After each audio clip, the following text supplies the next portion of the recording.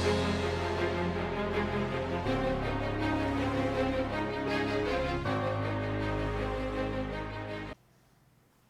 दोस्तों, अब हम शुरू कर रहे हैं दूसरी क्लास प्रोबेबिलिटी की। आशा है कि आपने पहला एपिसोड जरूर देखा होगा, क्योंकि अगर उसको आपने नहीं देखा है तो एपिसोड नंबर 2 में आपको दिक्कत आ सकती है। तो मेरी आपसे गुजारिश है कि आप पहले एपिसोड नंबर 1 देखिए, उसके बाद एपिसोड नंबर 2 देखिए। हम बिल्कुल बेसिक 11th की प्रोबेबिलिटी हमने डिस्कस की थी और आज भी हम बेसिक 11th के फॉर्मूलेस डिस्कस करेंगे और उसके बाद हम फिर 12th की प्रोबेबिलिटी शुरू करेंगे। तो ये सारे फॉर्मूलेस जो अभी हम कर रहे हैं ना, ये आपने उसमें भी पढ़े हैं, किसमें, क्लास 10 में भी पढ़े हैं और क्लास 11 में भी पढ़े हैं। ऑलराइट, देखिए पहला formula, probability of an event occurring is number of favourable outcomes upon total number of possible outcomes. Symbol में क्या लिखेंगे, बड़ा वाला P ब्रैकेट में capital E is equal to छोटा वाला n ब्रैकेट में capital E upon NS। NE का मतलब होता है number of favourable outcomes, number of elements in your event वाला सेट में। NS का मतलब होता है total number of possible outcome. इस फॉर्मूले में राइडर है, this formula can be used only if all the outcomes are equally like. जैसे कभी होता है ना, आपने शोले पिक्चर देखी हो शायद, उसमें ना एक कॉइन था अमिताभ बच्चन के पास जिसमें दोनों तरफ हेड था। तो वो कॉइन को टॉस करेंगे तो उसमें दोनों आउटकम्स इक्वली लाइकली नहीं है। प्रोबेबिलिटी ऑफ गेटिंग हेड 1 होगा क्योंकि दोनों तरफ ही हेड है, और प्रोबेबिलिटी ऑफ गेटिंग टेल 0 होगा।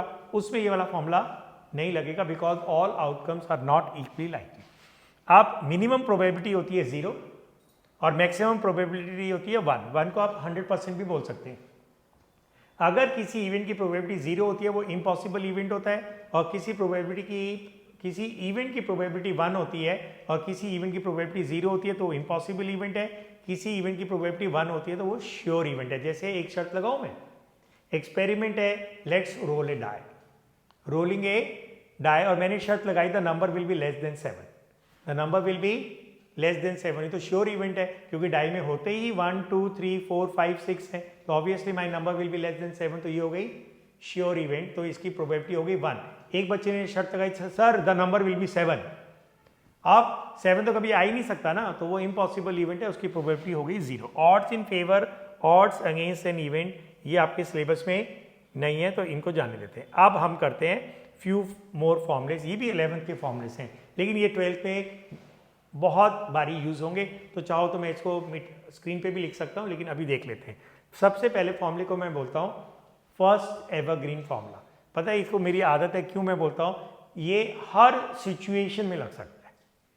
तो कोई भी क्वेश्चन की लैंग्वेज होगी ये फॉर्मूला हमेशा लगेगा, ये सारे फॉर्मूलों का राजा है ये। फर्स्ट एवरग्रीन फॉर्मूला 11th में पढ़ा था आपने, वेन डायग्राम से इसको डिराइव किया था। Probability of A union B is probability of A plus probability of B minus probability of A intersection B. आपको याद है? नहीं याद है तो अब याद आ गया होगा, इसमें नया तो कुछ है नहीं। 3 इवेंट्स हैं, probability of A union B union C बहुत रेयर यूज होगा, इसमें 7 टर्म्स होती है, काफ़ी बड़ा फॉर्मूला है। आप पीछे देखिए, मैं बोलता जाता हूँ, probability of A plus probability of B plus probability of C minus probability of A intersection B, ये रहा, minus probability of B intersection C minus probability of C intersection A plus probability of A intersection B intersection C. पता है A union B का मतलब क्या होता है? At least one of them occurs. A union B union C का भी मतलब होता है at least one of them occurs. ये मैं बार बार बोल रहा हूँ क्योंकि मैं ये यूज करूंगा। अब इन फॉर्मुलेस पे हम राइडर्स लगाते हैं, कंडीशंस लगाते हैं।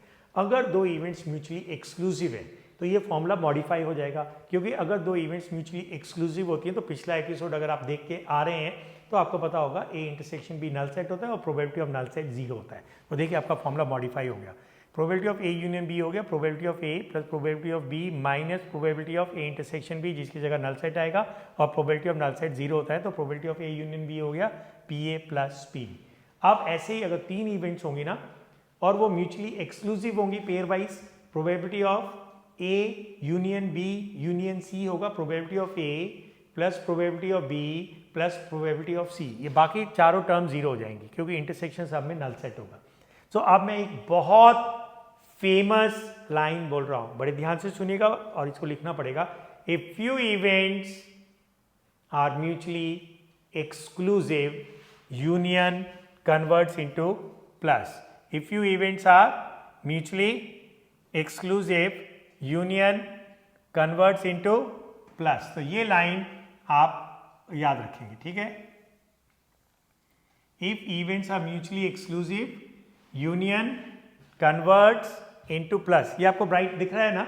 If few events are mutually exclusive, जिसको मैंने हाईलाइट किया, तो if events are mutually exclusive, union converts into plus. Exclusive और converts, union का मतलब क्या होता है इंग्लिश में? और. union बोलो या और बोलो एक ही बात है. तो मैं union बोल रहा हूँ, यहाँ और लिखा है, एक ही बात है, converts into plus. अब एक और राइटर डालते हैं. इवेंट्स म्यूचुअली एक्सक्लूसिव के साथ साथ एग्जॉस्टिव भी कर देते हैं. तो if you events are mutually exclusive and exhaustive, आपको पता है इंटरसेक्शन नल सेट हो जाएगा और A union B sample space हो जाएगा. तो पी सैंपल स्पेस जिसकी प्रोबेबिलिटी होती है 1, प्रोबेबिलिटी ऑफ सैंपल स्पेस 1 होता है, sure event 1 P A plus P B, ये 0 हो जाएगा. तो आप एक और बड़ी इंटरेस्टिंग लाइन बन गई. If you events are mutually exclusive and exhaustive then sum of their probabilities is 1. और ये बन गया आपका फर्स्ट एवरग्रीन फॉर्मूला. एक और आएगा, 2 एवरग्रीन फॉर्मूले. सो ये बन गया फर्स्ट एवरग्रीन फॉर्मूला. ये बन गया सेकंड बहुत important statement. If you events are mutually exclusive, union बोले तो और converts into plus. If you events are mutually exclusive and exhaustive, sum of their probabilities is 1. फिर एक और देख लीजिए, ई एंड ई बार मतलब नॉट ई, अभी हमने पढ़ा था पिछले क्लास में, are mutually exclusive and exhaustive events. तो अब उनकी प्रोबेबिलिटीज का सम क्या होगा? 1. सो पी ई बार हो गया 1 माइनस पी. ये मैं बहुत यूज करूंगा. P E bar is equal to 1 minus P. ये देखिए मैं लिख देता हूं यहां. इसको ना कोई नाम नहीं है, मैं आज से इसको एक नाम दे दूं, कॉम्प्लीमेंट्री फॉर्मूला. क्या बोलूंगा इसको मैं? याद रखना, कॉम्प्लीमेंट्री फॉर्मूला. इसको मैं ऐसे बोल सकता हूं, पी डब्बा बार बॉक्स बार, मतलब बॉक्स के अंदर कुछ भी हो सकता है. So P box bar is 1 minus P bar. तुम बोलोगे ये ऐसे क्यों बताया? जैसे मैं ऐसे बताता हूं. देखो जैसे अभी एक क्वेश्चन करेंगे हम, P A union B whole bar. तो ये फॉर्मूला लगाऊंगा, क्या बनेगा? ये डब्बे में क्या है? A union B. तो 1 माइनस प्रोबेबिलिटी ऑफ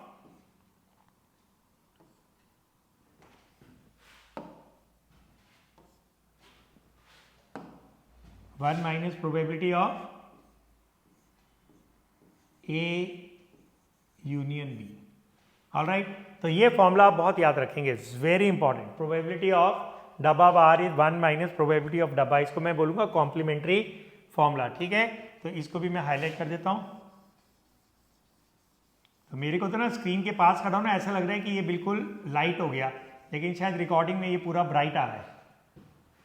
ओके, अब देखिए नेक्स्ट कॉन्सेप्ट. फिर से क्या लिखा है? Very very important concept. Probability of at least 1, इसका पता है कॉम्प्लीमेंट होता है नन. तो ये मैं बहुत यूज करूंगा. जब भी आप प्रोबेबिलिटी ऑफ एटलीस्ट 1 निकालेंगे ना, तो यूनियन भी होता है. एटलीस्ट 1 का मतलब यूनियन होता है. तो या तो यूनियन का फॉर्मूला लगाऊंगा, अगर उससे मेरे को लगता है कि मेरा आंसर बहुत लंबा जा रहा है तो मैं 1 माइनस प्रोबेबिलिटी ऑफ नन लगाऊंगा. तो इसको आप याद रखेंगे. तो इस पेज में बहुत कुछ हो गया याद करने के लिए. 1 2 3, ये वाला 4 और ये वाला 5. तो ये 5 फॉर्मूले हो गए और ये 5 नंबर भी हैं. ठीक है भाई, ये पांचों आपके एकदम दिल में बसे होने चाहिए, नहीं तो आपकी प्रोबेबिलिटी शुरू भी नहीं होगी. ये बेसिक फॉर्मूले हैं क्लास 11 के, 12 के नहीं है. 12 के तो अभी आने बाकी है मेरी जिंदगी में. So probability of A union B is P A plus P B minus P of A intersection B. Probability of A union B is P A plus P B if events are mutually exclusive. If few events are mutually exclusive, union converts into plus. If events are mutually exclusive as well as exhaustive, sum of their probability is 1. Probability of डब्बा बार is equal to 1 minus probability of डब्बा, जिसको मैं बोलूँगा complementary formula. नाम book में नहीं है, मैंने अपना नाम दिया हुआ है. So probability of E bar is 1 minus probability of E. और एक और important concept, probability of at least 1 is 1 minus probability of none. ठीक हो गया. तो अब इसको हम काट देते हैं, इसको ऊपर करते हैं. इसकी जरूरत नहीं है, इसकी भी जरूरत नहीं है, इसकी भी जरूरत नहीं है, फिलहाल इसकी भी नहीं है. अब देखिए question 1. Not and none are 2 separate things. Please, ये इंग्लिश के ना वर्ड्स अलग अलग हैं और इनका मतलब भी अलग अलग है. सुनने में ऐसे ही लगता है नॉट एंड नन. पता है what is the complement of none? At least 1. And what is complement of not? आपको बताया था ना, erase not from the statement.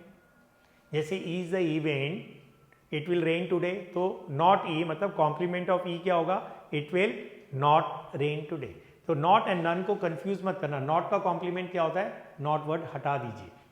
और नन का कॉम्प्लीमेंट होता है at least 1. In case of playing cards, इसको भी हम छोड़ देते हैं, वैसे मैं बोल देता हूँ, in case of playing cards if you have to draw only one card we may use the चालू मेथड। अब तुम बोलोगे चालू मेथड क्या होता है? ये क्लास 10 का मेथड है, क्लास 11 का। चलो एक क्लास 10 का क्वेश्चन करें, आपको याद होगा। From a deck of 52 cards one card is selected. बताओ how many options are there? 52। 10th के बच्चों को तो पता नहीं होता ना 52C1, तो हम सीधा बोलते थे 52। Find the probability that the card is either A heart और ए रेड कार्ड और ए किंग। बताइए, डिनोमिनेटर में तो 52 आएगा, न्यूमरेटर में क्या आएगा? Find the probability the card is either A heart और ए रेड कार्ड और ए किंग। अब बताऊं कैसे करेंगे चालू मेथड? आप पहले 26 लाल पत्ते ले लीजिए, 26 रेड कार्ड्स, उसमें से 13 हार्ट ऑटोमेटिकली इंक्लूड हो गए, 2 रेड किंग भी इंक्लूड हो गए, 2 ब्लैक किंग और इंक्लूड कर दो तो टोटल कार्ड्स हो गए 28। तो 28 फेवरेबल कार्ड्स हो गए, सारे हार्ट्स, सारे रेड एंड सारे किंग। तो जब आप सारे रेड लोगे 26, उसमें से सारे हार्ट्स ऑटोमेटिकली इंक्लूड हो जाएंगे, 2 लाल बादशाह भी इंक्लूड हो जाएंगे, 2 ब्लैक बचे होंगे साइड में, उनको भी खींच के ले आना अपने क्लब में। तो अब आपके पास हो जाएंगे 28। आपको एक पत्ता निकालना है तो ऊपर आएगा 28, नीचे आएगा 52। इसको बोलते हैं चालू मेथड। कोई इवेंट डिफाइन नहीं की, ना आपने कोई यूनियन लिया, ना कोई इवेंट डिफाइन की, बस ओरली कर दिया। इसको मैं बोल रहा हूं चालू method. But if you have to draw more than one card, फिर चालू मेथड से करोगे, पक्का पिट के वापस आओगे, आंसर नहीं आने वाला।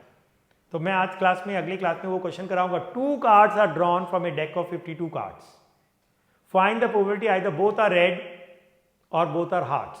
अब इसमें कोई चालू मेथड नहीं लगेगा, आपको प्रॉपर इवेंट डिफाइन करनी पड़ेगी। E is the event both are heart, F is the event both are red, फिर आप उनका यूनियन लेंगे। तो वो ये लिखा है कि if you have to draw more than one card it is best to use proper method where we define the events and use algebra of events. तो अब ये जो चालू मेथड वाला क्वेश्चन है ना, ये ऑब्वियसली क्लास 12 में नहीं आएगा। 1 मार्क में किसी ने दे दिया तो अलग बात है, तो आपको मिनिमम 2, 3, 4 कार्ड्स तो सिलेक्ट करने पड़ेंगे। और ये जो क्वेश्चन है ना, माशाअल्लाह क्वेश्चन है ये तो बहुत सारे बच्चे इस क्वेश्चन को ध्यान ही नहीं देंगे, और मेरे बताने के बाद भी आप ध्यान नहीं देंगे। Alright, every event we define should explain all the outcomes. जैसे कार्ड वाले एग्जाम्पल के लिए लिख दिया, every event you define should explain all the cards drawn. You know, event is a subset of sample space. Example देता हूँ मैं आपको, बड़े ध्यान से सुनिएगा। अच्छे अच्छे बच्चे इसको गलत कर देते हैं क्लास के अंदर। क्वेश्चन सुनिए, सपोज मैंने आपको बोला a coin is tossed 5 times, a coin is tossed 5 times. तो सैम्पल स्पेस क्या होगा? 2 × 2 × 2 × 2 × 2, that is 2 raised power 5, that is 32।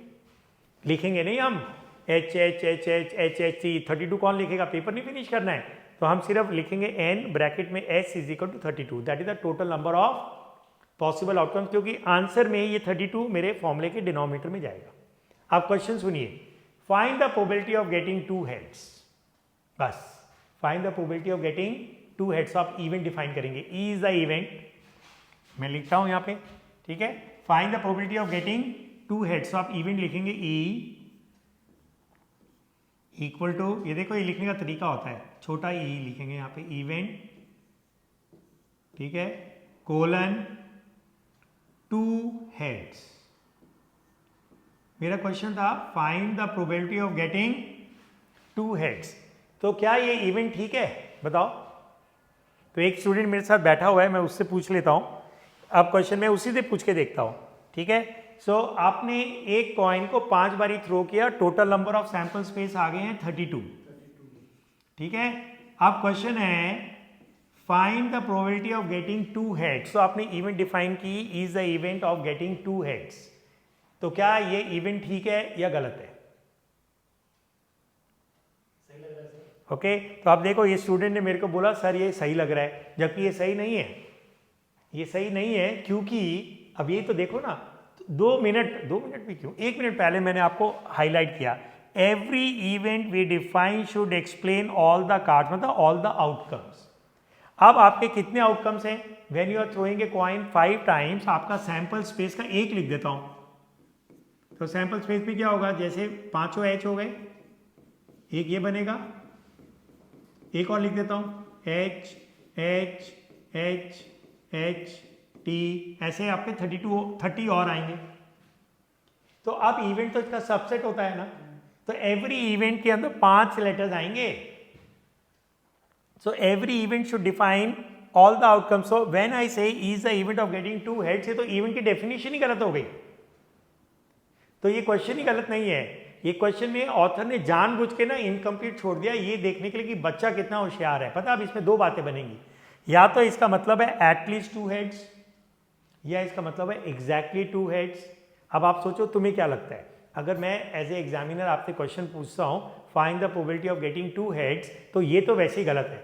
आपको इसको खुद इंटरप्रेट करके सही करना पड़ेगा. तो दो इंटरप्रिटेशन बनेगी, एटलीस्ट टू हेड्स या एग्जैक्टली टू हेड्स. अब आपको बताओ क्या लग रहा है, क्या होना चाहिए. ऑब्वियसली तुम बोलोगे एग्जैक्टली टू हेड्स, मेरे सामने वाला बच्चा भी बोल रहा है एग्जैक्टली टू हेड्स. अब एग्जैक्टली टू हेड्स है तो आपको अपनी मर्जी से यहां लिखना पड़ेगा एंड 3 टेल्स.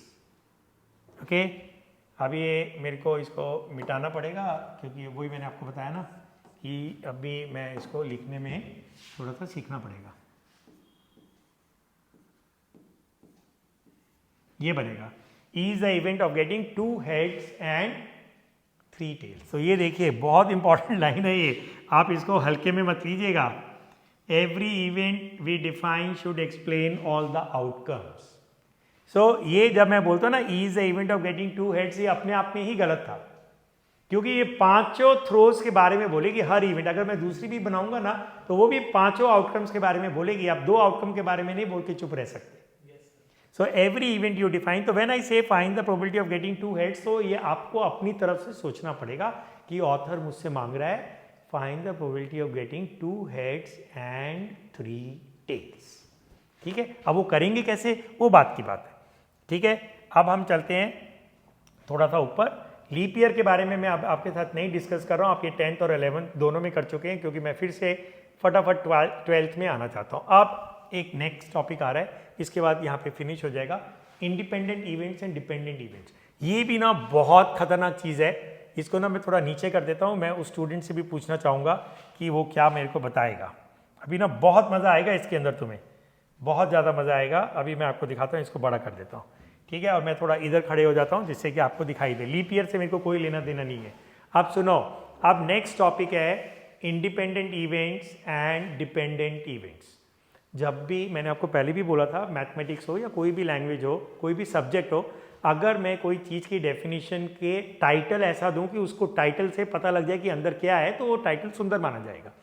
तो इंडिपेंडेंट इवेंट से पता लगता है एक दूसरे से आज़ाद. 2 events are said to be independent if the occurrence of one event does not affect the probability of the occurrence of the other event. रटने के भी जुटने नाम से पता लग रहा है. जैसे मैं एग्जांपल दूं, is the event of getting a head in a toss of a coin. तो हेड आने की संभावना 1/2 है. F is the event of getting a 6 in a roll of a die. अगर डाई को रोल करोगे तो 6 आने की संभावना 1/6 है. कोई भी एक नंबर आने की संभावना 1/6 है. अब बताओ, कॉइन को मैंने टॉस किया, हेड आया, अब डाई को रोल किया, 6 आने की संभावना क्या है 1/6. टेल आ गया तो क्या है, तो भी 1/6 है. कॉइन नाली में गिर गया, क्या आया आपको पता ही नहीं है. अब आप डाई को रोल करोगे, what is the probability of getting a 6? 1/6. तो अब पहली एक्सपेरिमेंट में हेड आया, टेल आया, कुछ नहीं आया, दूसरी की प्रोबेबिलिटी में फर्क नहीं पड़ रहा है. Probability of getting a 6 in a roll of a die will not be affected by what you get in the coin. तो ये हो गए आपकी इंडिपेंडेंट इवेंट्स. डिपेंडेंट इवेंट्स क्या हो गई, एक के होने से दूसरे की सेहत पे फर्क पड़ जाए. जैसे कि एक एग्जांपल लो, मेरा फेवरेट एग्जांपल. तो जैसे एक स्टूडेंट है, मैं बोलता हूँ what is the probability of his running away from home. एक बच्चे की घर से आजकल भागने की संभावना क्या है. वो बच्चा बोलेगा सर 1/100, मैं तो नहीं भाग रहा. अब दूसरी इवेंट हो गई F, he fails in the exam. अब if he fails in the exam, अब मेरे को पता लग गया यार दोस्तों से, अरे यार वो बच्चा तो लुढ़क गया, फेल हो गया. Now what is the probability of his running away from home. शायद बढ़ जाए. अगर उस बच्चे में बहुत वो होगा, गुरूर होगा, ये कुछ होगा, तो शायद उसके भागने की घर से संभावना बढ़ जाएगी. तो ये हो गई क्या, dependent events. So if a student fails in the exam, the probability of his running away from the home शायद बढ़ जाएगी. ये हो गई dependent events. E is the event it will rain today. F is the event you will slip on the road. अब आजकल में जब बारिश नहीं हो रही, आप सड़क पे चल रहे हैं, तो आपके फिसलने की संभावना ना के बराबर है, से 1/20. लेकिन अगर बारिश हो जाती है, फिसलन हो जाती है, पानी भर जाता है, तो आपके फिसलने की संभावना बढ़ेगी ना, कॉमन सेंस से बढ़ेगी. तो ये बन गए क्या, डिपेंडेंट इवेंट्स। नाम से पता लग रहा है। If the occurrence of one event does not effect the probability of the occurrence of the other event, एक इवेंट के होने या नहीं होने से दूसरे इवेंट के होने या नहीं होने की संभावना में कोई फर्क नहीं पड़ता है, शुद्ध हिंदी में बोल गया, तो वो इंडिपेंडेंट इवेंट्स हो गई, और पड़ता है तो वो डिपेंडेंट इवेंट्स हो गई। अब सुनिएगा, मैं बहुत ही बेहतरीन क्वेश्चन पूछने जा रहा हूँ। आज तक किसी बच्चे ने मेरे को इसका करेक्ट जवाब नहीं दिया। मैं आपसे एक एग्जाम्पल दूंगा और फिर आपको मेरे को बताना है कि वो इवेंट्स इंडिपेंडेंट है या डिपेंडेंट है। क्वेश्चन सुनिएगा बड़े ध्यान से। ए कॉइन इज टॉस्ड ट्वाइस। मैं ऐसा करता हूँ, वो क्वेश्चन का ना सैंपल स्पेस भी लिख देता हूँ आपके लिए, ठीक है, आपको थोड़ा इजी लगेगा। एक तो मैं पेन सेलेक्ट कर लूँ, ये मेरा पेन आ गया, ठीक है। ए कॉइन इज टॉस्ड ट्वाइस, तो आपका सैंपल स्पेस क्या होगा, बोलो। ओके, वो बच्चा मेरे को बता रहा है HH HT TH। अभी देखो ना, ये यहाँ चिपक गया, आप चिपकने दो, TT। अभी लिखने में ना मेरे को, अभी आप देखना 2-3 दिन में मैं एक्सपर्ट हो जाऊंगा। तो सैंपल स्पेस हो गया HH HT TH and TT। अब मैं आपको एक इवेंट दे रहा हूँ, शॉर्टकट में लिख देता हूँ, is the event of obtaining both heads. तो क्या आएगा सैंपल स्पेस HH, ठीक है, सैंपल स्पेस नहीं बोलूंगा, क्या आएगा, फेवरेबल आउटकम। सैंपल स्पेस तो ये हो गया, सुन लो, is the event of obtaining both heads मैंने लिख दिया। F is the event of obtaining at least one head, तो एटलीस्ट वन हेड में क्या क्या आएगा, HT, कम से कम एक सर, TH एंड HH। तो is the event of obtaining both heads, F is the event of obtaining at least one head.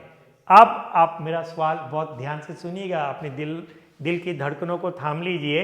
अब आपको मेरे को ये बताना है, क्या E and F independent events है। तो that student who is sitting across me is a very intelligent student.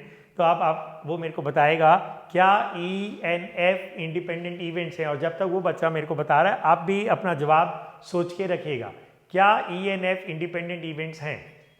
मुझे लग रहा है सर E के होने से F पे फर्क नहीं पड़ना चाहिए, तो मुझे लग रहा है इंडिपेंडेंट है। ओके, तो इसने बोला कि उसको लग रहा है कि ये इंडिपेंडेंट है। आप लोग बताइए। अब आप लोग तो मेरे को बताएंगे तो मैं सुन नहीं पाऊंगा, तो मैं इस बात को जाने देता हूं। लेकिन ये बच्चा जो बहुत ही होशियार बच्चा है, जो मेरे सामने बैठा है, उसने फैसला किया है कि ये इवेंट्स इंडिपेंडेंट है। अब सुनिए इसका आंसर। इसका आंसर सही है या गलत है, ये इसको भी नहीं पता और मेरे को भी नहीं पता। आप बड़े ध्यान से सुनिएगा, ये बता ही नहीं सकते कि ये इंडिपेंडेंट है या डिपेंडेंट है, किसी की औकात नहीं है, मेरे को भी मिला के। So whether the events are independent और not, how will you tell. मैंने बड़े ध्यान से आप सुनिएगा, अब मैं जो बोलने जा रहा हूं, if two events are associated with the same random experiment, अगर दो इवेंट एक ही एक्सपेरिमेंट से जुड़ी है, nobody in the world can tell whether they are independent और dependent just by looking at the definition of the events. तो मेरी औकात ही नहीं है, तो इस बच्चे को जवाब देना था कि सर ना आपकी औकात है ना मेरी औकात है, हम नहीं बता सकते। फिर बोलोगे सर आपने पिछले एग्जाम्पल में कैसे बताया। आप ध्यान गौर फरमाइएगा, दोनों इवेंट्स मेरी अलग अलग एक्सपेरिमेंट से जुड़ी थी। अगर दो इवेंट्स मेरी अलग अलग एक्सपेरिमेंट से जुड़ी हैं, जैसे एक था टॉसिंग ए कॉइन और दूसरा था रोलिंग ए डाई, उधर मेरे एक इवेंट थी getting a head in a toss of a coin, वो अलग एक्सपेरिमेंट था। दूसरी इवेंट थी getting a 6 in a roll of a die, वो अलग एक्सपेरिमेंट था। तो अगर आपकी दोनों, एक था your writing an exam pass fail और कंपार्टमेंट, एक था your running away from the home, वो अलग अलग एक्सपेरिमेंट थे। तो अगर दो इवेंट्स, बड़े ध्यान से सुनिएगा, अगर दो इवेंट्स अलग अलग एक्सपेरिमेंट से जुड़ी हैं, हाँ हम पढ़ के मोस्ट ऑफ द क्वेश्चंस में फैसला कर पाएंगे कि इवेंट्स इंडिपेंडेंट है या नहीं है, नहीं तो ऑथर बताएगा। लेकिन बहुत ध्यान से सुनिएगा, अगर दोनों इवेंट्स एक ही एक्सपेरिमेंट से जुड़ी हैं, कभी कोशिश मत करना बताने की कि वो इंडिपेंडेंट है या डिपेंडेंट है। बताना है तो उसका एक फॉर्मूला है, सुन के नहीं बता पाएंगे, लॉजिक से नहीं बता पाएंगे। तो जो बच्चा अभी सामने बैठा उसने बोला कि सर ये दोनों H है, ये HT है, ये TH है, ये HH है, मेरे को लग रहा है ये इंडिपेंडेंट है। कुछ नहीं लग रहा, हम बता ही नहीं सकते। तो आइए अब मैं आपको एक बहुत ही मस्त लाइन इसमें दिखाता हूँ। ये देखिए, अब मैं इसको ऊपर करता हूँ। मैंने पता जानबूझ के इसको पहले ऊपर नहीं किया था, नहीं तो वो पढ़ के मेरे को बता देता। How to decide whether events are independent और not. How to decide whether the events are independent और नॉट। आप सुनो बड़े ध्यान से। When the two events are associated with the same random experiment, it is impossible to find out the independence of the events just by reading the question. तो काश वो बच्चा मेरे को जवाब देता कि सर हम नहीं बता सकते। अब क्वेश्चन ये आता है, then how do we decide.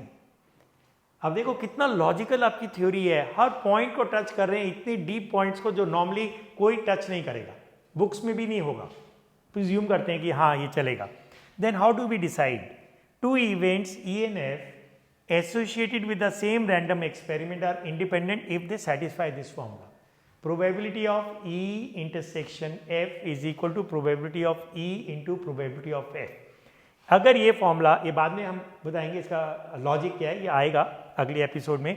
अगर इस फॉर्मूले में आप LHS RHS में नंबर्स डालेंगे और दोनों सेम आएंगे तो इवेंट्स इंडिपेंडेंट है। उसी क्वेश्चन को अब हम ट्राई करें। ओके, आप चेक करते हैं उस क्वेश्चन को। सुन के नहीं होगा, आप सोचेंगे कि मैं बहुत होशियार हूँ।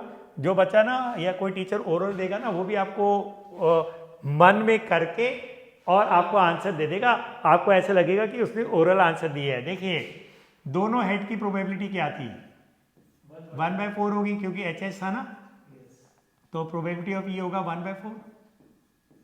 और F में 3 थे, याद है, HH HT एंड TH, तो उसकी प्रोबेबिलिटी क्या होगी 3/4। अब इनको मल्टीप्लाई कर दो तो ये मेरा फॉर्मूले का ये वाला आ जाएगा, RHS probability of E into probability of F। तो कितना हो गया ये 1/4 इंटू 3/4, तो ये कितना हो गया, अभी देखो इक्वल टू ठीक से नहीं बना, 3/16। ठीक है, अब इंटरसेक्शन F क्या होगा, याद करो। E क्या था HH और F क्या था HH HT एंड TT, नहीं HH HT एंड TH, तो इंटरसेक्शन F होगा खाली HH। बोलो अब इसकी प्रोबेबिलिटी क्या होगी 1/4। आपको दिखा देता हूँ ये कैसे आया था, देखो ना, यही लिख देता हूँ इसके ऊपर। E क्या था आपका बोथ हेड्स है ना, और F था at least one head HT TH and HH। तो इसकी प्रोबेबिलिटी 1/4, इसकी 3/4, इन दोनों का इंटरसेक्शन क्या होगा, ये दोनों में कॉमन है ना, ये हो गया। अब LHS क्या आया 1/4, RHS क्या आया। So these events are dependent events. हाँ, they are not independent.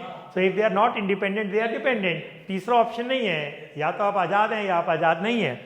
Okay, so this is how we do it. ये देखो यहाँ कर भी रखा है ये सेम क्वेश्चन ना, एग्जाम्पल जो मैंने अभी आपको समझाया। तो आपने कितनी सुंदर चीज़ सीखी यार, कि अगर दोनों इवेंट्स, अब यही फॉर्मूला ना दो धारी तलवार है। अगर मेरे को पहले से पता है कि इवेंट्स इंडिपेंडेंट है, तो then I can use this formula to find the probability of their simultaneous occurrence. Simultaneous का मतलब होता है एक साथ, इंटरसेक्शन। तो अगर दोनों इवेंट्स एक एक्सपेरिमेंट से जुड़ी हैं, इस फॉर्मूले की मदद से मैं पता करूंगा कि वो इंडिपेंडेंट हैं या नहीं है। और अगर मेरे को पहले से पता है कि वो इवेंट्स इंडिपेंडेंट है, तो इस फॉर्मूले की मदद से मैं probability of E intersection F निकालूंगा। आज से हम इस फॉर्मूले को क्या नाम देंगे, बुक्स में नहीं है, हम नाम देंगे इंडिपेंडेंस फॉर्मूला। तो आज से जब भी मैं बोलूंगा इंडिपेंडेंस फॉर्मूला क्या है, तो आपको याद रहेगा कि ये है इंडिपेंडेंस फॉर्मूला। जैसे मैंने एक दिया नहीं था, first evergreen formula, probability of E union F is equal to probability of E plus probability of F minus probability of intersection F। Alright, तो अब ये हमारा इतना खत्म हो गया। अब इसको हम आगे करते हैं। आप देखो, ये सब लिखा हुआ है।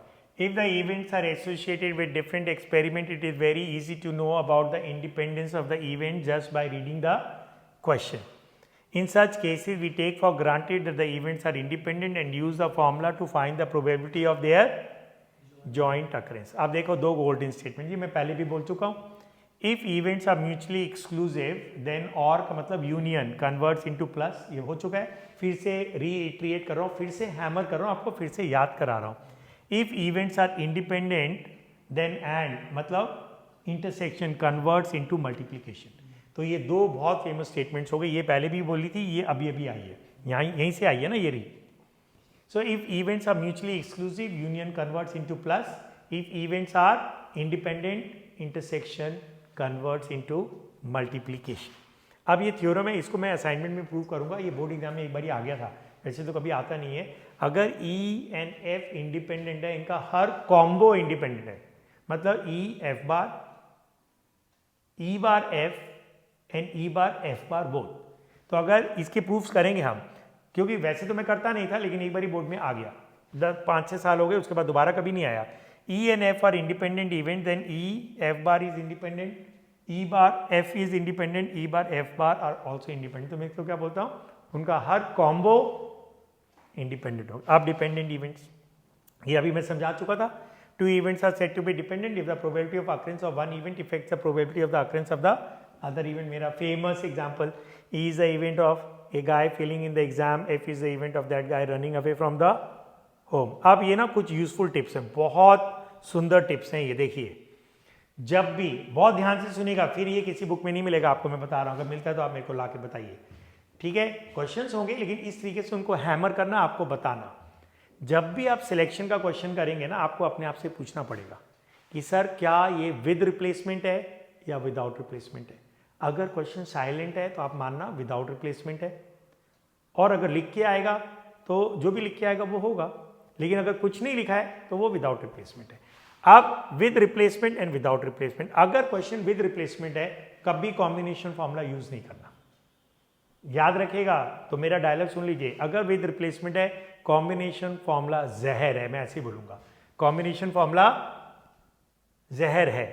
ट्रायल्स आर इंडिपेंडेंट, अब तुम कहोगे सर ये क्या भला आ गया, ट्रायल्स आर इंडिपेंडेंट। मैं बताता हूं, जैसे ना एक बैग में 10 बॉल्स हैं, 5 रेड हैं, 5 ब्लैक हैं, 3 balls are drawn 1 by 1 with replacement, ठीक है। तो अब उसमें जब मैं एक्सपेरिमेंट करूंगा ना, तो मैं इसको 3 एक्सपेरिमेंट मान लूंगा। ड्रॉ ए बॉल, या एक्सपेरिमेंट 1 मान लूंगा, ड्रॉ ए बॉल को एक ट्रायल मानूंगा, draw second ball another trial, and draw third ball another trial.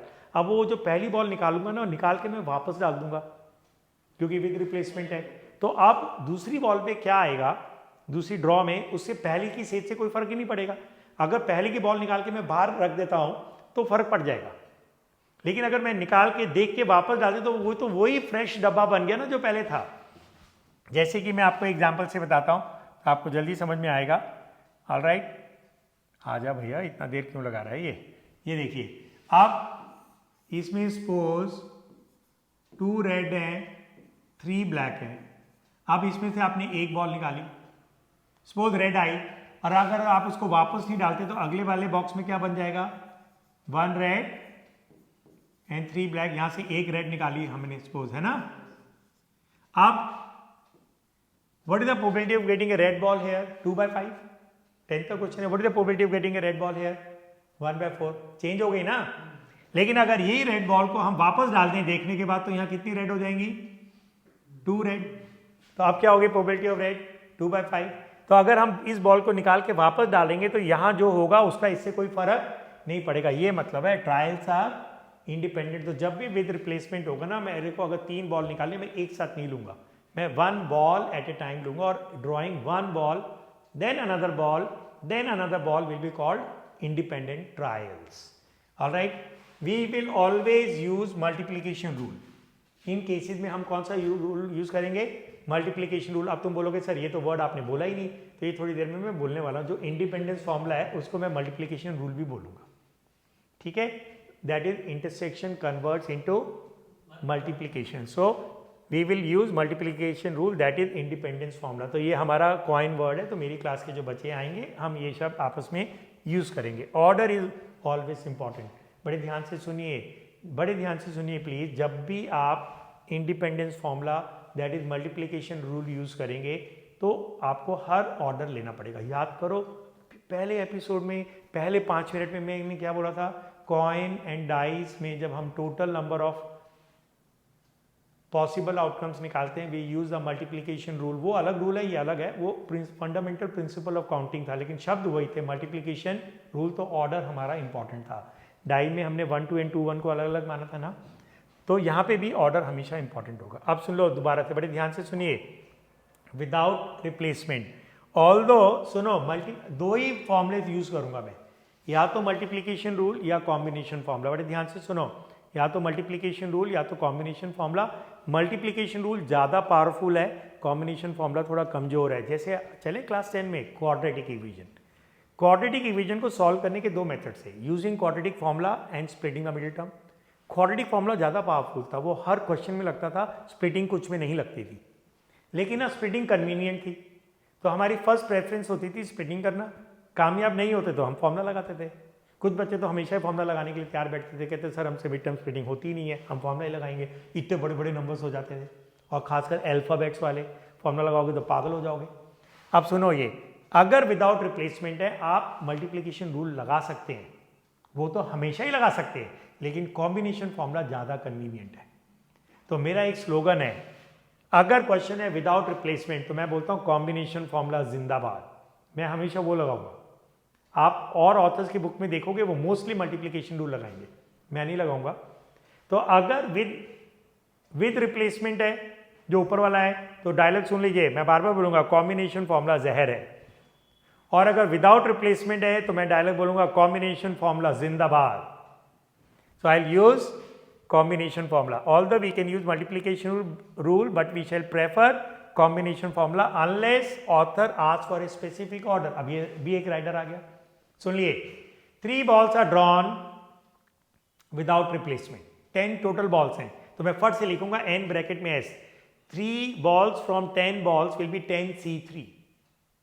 Combination formula लग गया। कॉम्बिनेशन फॉर्मूला का राइडर पता क्या है? ऑर्डर इंपॉर्टेंट नहीं होता, आपको एक ही ऑर्डर लेना है। Find the probability 2 are red and 1 is black, ठीक हो गया, तो मेरा कॉम्बिनेशन चलेगा। अब इसमें बोल दिया ऑथर ने find the probability first 2 are red and 3rd is black, order डाल दिया ऑथर ने। है विदाउट रिप्लेसमेंट, कॉम्बिनेशन फॉर्मूला जिंदाबाद, लेकिन मैंने ये बोल दिया find the probability of getting first 2 red and the 3rd ball black, तो फिर से कॉम्बिनेशन मुर्दाबाद हो जाएगा, तो मल्टीप्लीकेशन रूल चलेगा। तो जब भी विदाउट रिप्लेसमेंट आता है मैं शुरू करता हूं कॉम्बिनेशन से, आगे जाके अगर मेरे को दिख जाता है कि इसमें ऑर्डर आ गया तो फिर मैं कॉम्बिनेशन काट देता हूं, फिर मल्टीप्लिकेशन से करता हूं। तो हो सकता है कुछ बच्चे कहें सर नहीं हम तो हमेशा ही मल्टीप्लिकेशन से करेंगे, मैं बता रहा हूं उसमें गड्ढे हैं, गिरोगे और मरोगे। सो प्रेफर कॉम्बिनेशन फॉर्मूला अगर ये विदाउट रिप्लेसमेंट है। तो ये देखो यहाँ लिखा हुआ है ना, इसलिए मैंने ये लिखा है the multiplication rule shall be used with proper caution, उसमें गड्ढे हैं। अब देखो ये बहुत सुंदर, ये मैं आपको टिप्स दे रहा हूं। The sum of 2 numbers is even when both the numbers are even और both the numbers are odd. याद रखिएगा, न्यूमेरिकल कराऊंगा। फाइंड द प्रोबेबिलिटी, जैसे आपने ना 2 नंबर सेलेक्ट किए, find the probability the sum of the 2 numbers is even. इसका मतलब पता है क्या है? You have to find the probability that either both numbers are even और both numbers are odd. Odd को ऐड करोगे इवन आता है, ट्राई करके देख लो, 3 + 5 8, लेकिन ऑड और इवन को ऐड करो, 3 + 2 ऑड आ रहा है। Product of 2 numbers is even if at least one of the numbers is even. 2 numbers even को मल्टीप्लाई करोगे इवन आएगा, इवन ऑड को मल्टीप्लाई करोगे इवन आएगा। करो 2 × 3 6, ऑड को मल्टीप्लाई करोगे तो नहीं आएगा इवन। तो ये आपको पता होना चाहिए। The product of 2 numbers is even if at least one of the 2 numbers is even. If a number is divisible by 3 as well as 8, then it is divisible by their LCM. In case of a die up to 2 throws, it is advisable to go for raw method. अब तुम बोलोगे sir ये raw method क्या होता है? जिसमें हम पूरे 36 जो आउटकम्स उनको फिजिकली लिख लेंगे या लिख लेंगे आंसर शीट पे या अपने मन में, 1 1 1 2 1 3 1 4 1 5 1 6 2 1 2 2 2 3 2 4 2 5 2 6, लास्ट वाला 6 1 6 2 6 3 6 4 6 5 6 6, उनमें से छांट के फेवरेबल निकालेंगे, आपका आंसर कभी गलत नहीं होगा। But physically list all the favourable, but for 3 और more throws we will use multiplication rule, क्योंकि 3 में तो 216 हो जाएंगे ना, 6 × 6 × 6, भाई पहले डाई के 6, दूसरे डाई के 6, तीसरे डाई के 6, तो total number of possible outcomes क्या होंगे? 6 × 6 × 6 216। वो कौन लिखेगा भाई? तो वहां हम क्या करेंगे? We will use multiplication rule, treating every throw as a independent trial. इसको नहीं मैं पढ़ रहा हूं, ठीक है? ऑल राइट, ओके ओके, ये इसको भी हम छोड़ देते हैं। अब देखो ये आ गया 4 pillars of probability, coin, dice, cards and balls. ठीक है, अब रैंडम वेरिएबल नहीं होगा। अब हम शुरू करेंगे क्लास 12 का कंडीशनल प्रोबेबिलिटी का फॉर्मूला। उसको लिखने के बाद ये क्लास मैं ख़त्म कर दूंगा और फिर हम शुरू करेंगे प्रैक्टिस पेपर 1 जिसके अंदर हम बेसिक न्यूमेरिकल्स करेंगे। Alright, so let me see if I can get A black board for you.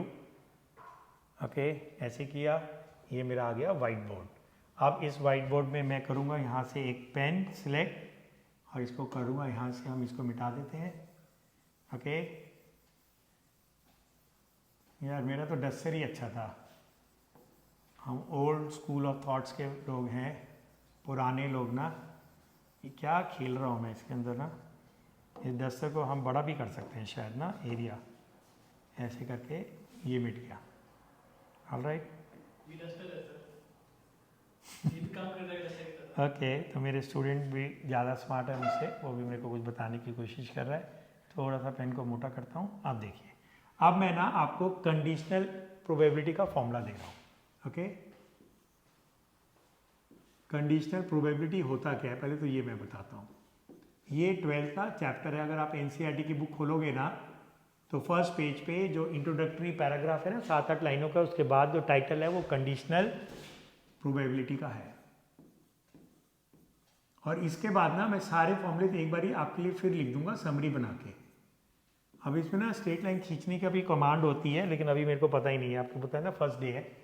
If 2 events are dependent then there comes in the concept of conditional probability. ये देखिए, conditional probability ऐसे लिखते हैं, probability of A slash B. इसको पता है क्या बोलते हैं? इसको ऐसे बोलते हैं, प्रोबेबिलिटी को शॉर्टकट में मैं ऐसे लिख दूं, probability of A given B, या इसको हम ऐसे भी बोल सकते हैं, probability of A having known B has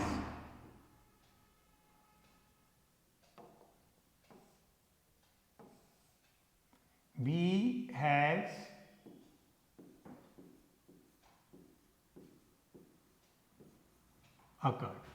okay, so A slash B का मतलब है बी हो गया है, और अब मैं ए की संभावना निकाल रहा हूं। जैसे बी क्या है, जैसे वो बच्चा एग्जाम में फेल हो गया है, ये मेरे को दोस्तों से पता लग गया, बच्चों ने चुगली करना शुरू कर दिया, सर वो फला बच्चा तो लुढ़क गया।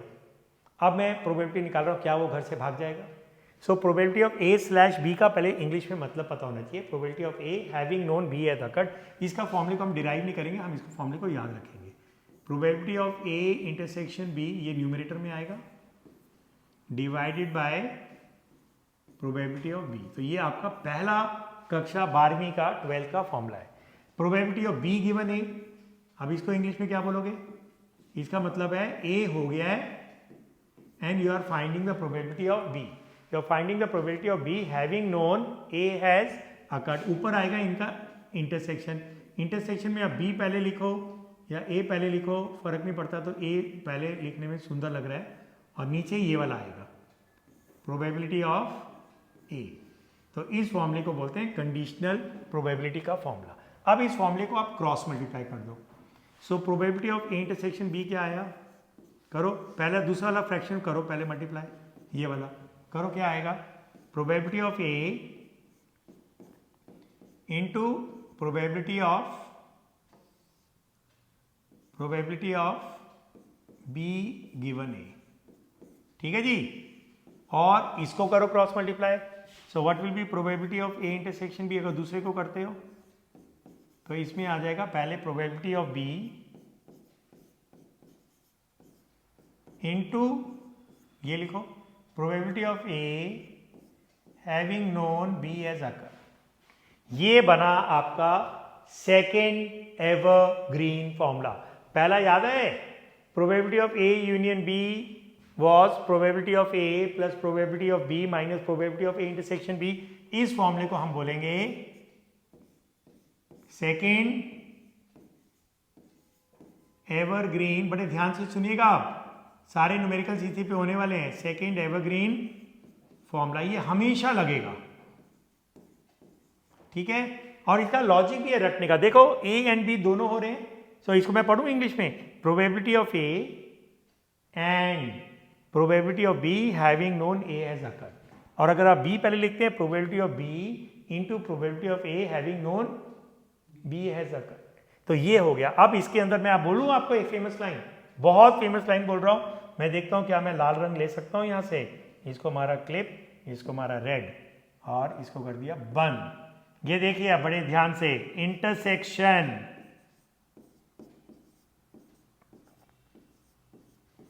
इंटरसेक्शन का दूसरा नाम क्या है भाई, एंड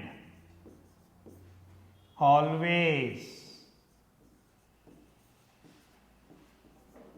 converts into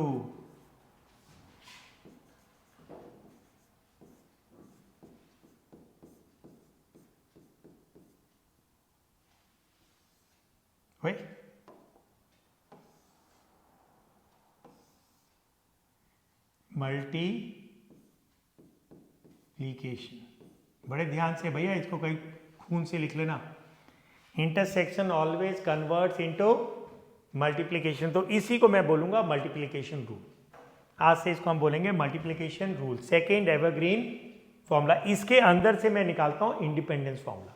ये देखिए, आप इसको ना, शायद मैं इसको ऊपर कर सकता हूं क्या, रोल करके, आई, ये ऊपर तो नहीं जा रहा है ऐसे, ये वाला, इसको टच करूं, अब इसको मैं ऊपर लेके जा सकता हूँ। अरे भैया चला जा, ओए ये क्या हो गया, छोटा हो गया, अरे बढ़ जा बढ़ जा। ऑलराइट, ये मेरे को बता रहे हैं, मेरा स्टूडेंट को ज़्यादा पता है, वो कह रहे हैं सर सिंगल टच से ऊपर जाएगा, ये तो सिंगल टच से ना छोटा हो रहा है। ओके, ये नहीं जा रहा है, इतना तो आपको याद हो गया। सो हाँ जी, ये वाला, ओके, तो नया पेज आ जाएगा। अब वापस वो पेज लाना है तो इससे आएगा, भैया कहाँ गया, ये तो 2/4 है, वो कहाँ से आएगा, इससे पहला वाला। एनीवे, खैर छोड़ो, वो तो चला गया। अब अगली क्लास में मैं सीख के आऊँगा। ओके, इफ, अब कलर तो चेंज कर लें, अरे आ जा भाई। Okay, if A and B are independent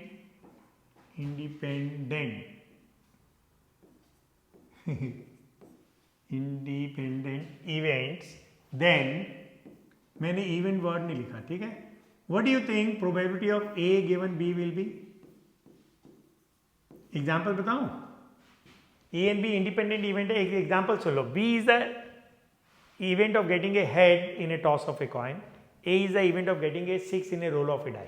अब बी हो गया है तो ए की संभावना क्या होगी, सेम ही तो रहेगी। What is the probability of getting a 6 in a roll of a die, 1/6। अब हेड आया या नहीं आया, उसने तो क्या रहना है, क्योंकि बी के होने से ए की सेहत पे कोई फर्क पड़ेगा ही नहीं, तो इसका फॉर्मूला क्या बन गया, प्रोबेबिलिटी ऑफ ए, क्योंकि बी हो रहा है या नहीं हो रहा है, मेरी बला से मेरे को क्या लेना देना है। And what will be probability of B given A, obviously probability of B, क्योंकि बी की सेहत पे ए के होने या नहीं होने से कोई फर्क नहीं पड़ रहा है। आप बताइए आपका सेकेंड एवरग्रीन फॉर्मूला क्या था, सेकेंड एवरग्रीन फॉर्मूला अभी अभी मैंने लिखा था आपको ना, पता है इस ब्लैक बोर्ड पे ना थोड़ा स्लो स्लो लिखना पड़ता है, नहीं तो वो शब्द ना एक दूसरे में घुस जाते हैं। A probability of A intersection B मैंने लिखा था probability of A into probability of, ये आपको याद रखना है, इसको मैं बोलता हूँ multiplication rule. Second evergreen formula हमेशा लगेगा। अब सुनो, इवेंट्स अगर इंडिपेंडेंट है, अगर इंडिपेंडेंट है तो ये फॉर्मूला क्या बन जाएगा, probability of A intersection B will be equal to P ए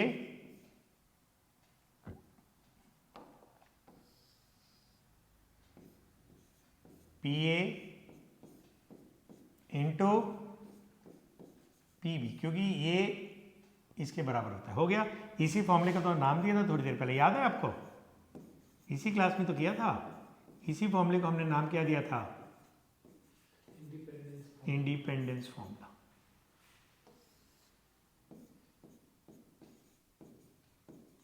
आप देखिएगा 2-4 क्लास के बाद में स्पीड भी बढ़ जाएगी और राइटिंग भी अच्छी हो जाएगी। तो ये बन गया आपका सेकंड एवरग्रीन फॉर्मूला और ये उसकी करोलरी बन गई। बड़े ध्यान से सुनिएगा, दोनों केस में क्या मैं बोल सकता हूँ? Intersection always converts into multiplication, event dependent हो या इंडिपेंडेंट हो, बस सेकंड टर्म बदल जाएगी।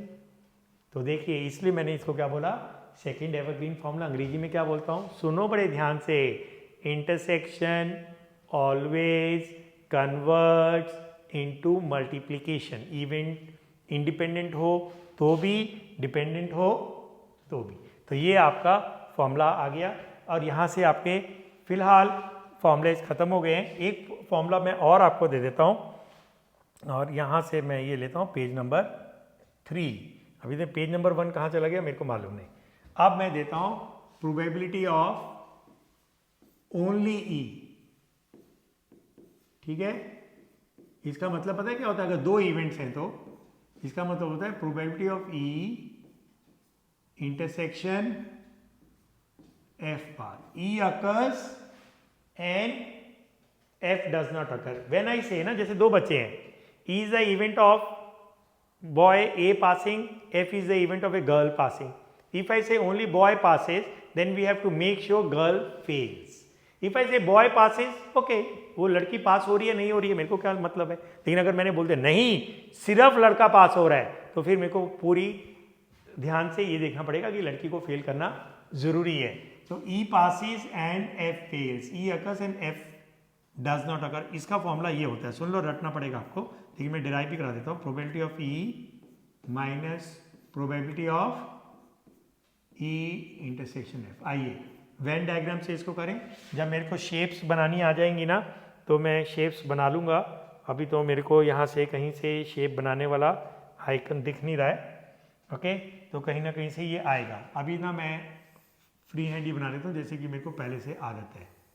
ओके, बाद में ये ना कुछ कुछ फीचर्स हैं इसके अंदर। ये देखो, ये हो गया सैम्पल स्पेस, ये हो गया E, ये हो गया F। ठीक है, ये क्या था? E इंटरसेक्शन F, और ये वाली जगह थी ओनली E। ठीक है, अब बोलो इसकी प्रोबेबिलिटी क्या होगी जो मैंने शेड किया? ऊपर देखो सब लोग ध्यान से, तो ये होगा, इस सर्कल की प्रोबेबिलिटी ले लो, प्रोबेबिलिटी ऑफ E, और उसमें से इसको माइनस कर दो। तो it's very easy to remember, probability of E minus ये नोज, इसको ना मैं नोज बोलता हूँ, नाक वाला हिस्सा। अब ऐसे ही नेक्स्ट फॉर्मूला बोलो, प्रोबेबिलिटी ऑफ ओनली F क्या होगा? प्रोबेबिलिटी ऑफ ओनली F ये होगा probability of F occurs and E does not occur. Venn diagram में ये वाला हिस्सा है ओनली F, तो इसका फॉर्मूला क्या बनेगा आप बताओ? इसका फॉर्मूला बनेगा probability of F minus probability of E intersection F। तो ये दो फॉर्मूलेस भी मैंने आपको दे दिए। अब मैं ना जल्दी से ये क्लास ख़त्म करने जा रहा हूँ और आपको ना सारे फॉर्मूलेस लिख देता हूँ।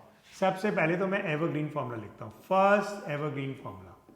अब इससे आपका पहला वाला तो फॉर्मूला वो हो गया, probability of E is equal to NE upon NH with the rider that this formula is valid for equally likely outcomes. ठीक है, अब पहला एवरग्रीन फॉर्मूला लिख रहा हूं। यार ये राइटिंग में अच्छी नहीं आ रही है। अब ठीक है, क्या था पहला एवरग्रीन फॉर्मूला?